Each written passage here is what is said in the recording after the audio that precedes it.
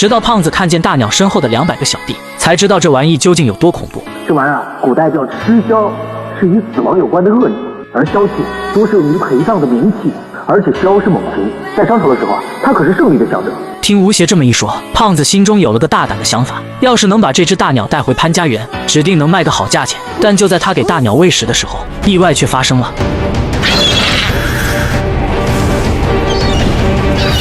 一时间，所有的大鸟倾巢而出。不过奇怪的是，人面枭似乎并不想袭击吴邪几人，而是将他们驱赶到地宫的正门口，似乎里面才是最危险的存在。果不其然，他们刚进来就发现了不对劲，地面上散落着大量的弹壳，就连柱子上也是千疮百孔。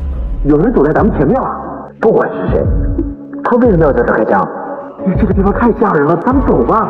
正当众人疑惑之时，胖子却顺着神像爬了上去。也就在这个时候，他发现这群人竟是裘德考的雇佣兵。原来阿宁已经带人来到了这里，可他们刚进入大殿，一名队员就被未知生物给叼走了。等他们反应过来的时候，房梁上已经站满了无数的小可爱。人面枭张着血盆大口就冲了下来。虽然阿宁他们装备精良，但奈何人面枭数量众多，并且速度极快，眨眼的功夫就将他们杀得片甲不留。就连身手矫健的阿宁也未能幸免。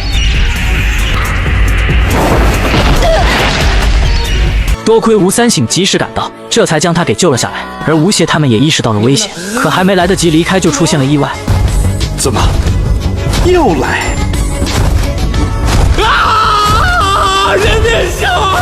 大殿内瞬间乱作一团，杀不完，根本就杀不完。无奈之下，众人只能边打边退，最后竟来到了一处断头路。胖子本想顺着绳索往下爬，结果却被一只人面枭给抓了起来。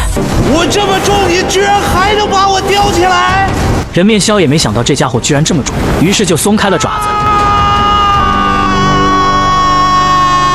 而另一个倒霉蛋就是自带霉运属性的吴邪，还没起飞就被人面枭空中截停，最后竟直接扔进了桥下的巨尸之地。传说这具尸地十分可怕，是出了名的大凶之兆，也多亏了吴邪和胖子八字过硬，两人这才侥幸逃过一劫。等所有人都汇合之后，他们便沿着水道往里走，最后发现了一处反打的坑道。等他们进来后，发现里面竟然储藏着上百个酒坛子，这可把胖子给高兴坏了，忍不住就想尝上一口。你疯了？这古墓里的东西也敢吃？你不怕你吃了死了？哎，没事儿，这顶多拉个肚子。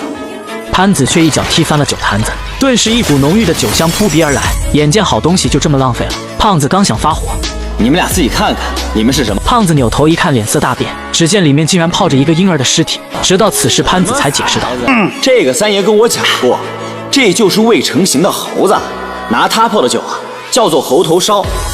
胖子，要不然你去试试。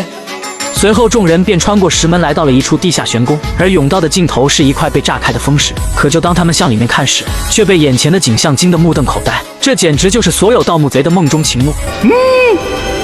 妈的妈，我的姥姥哎！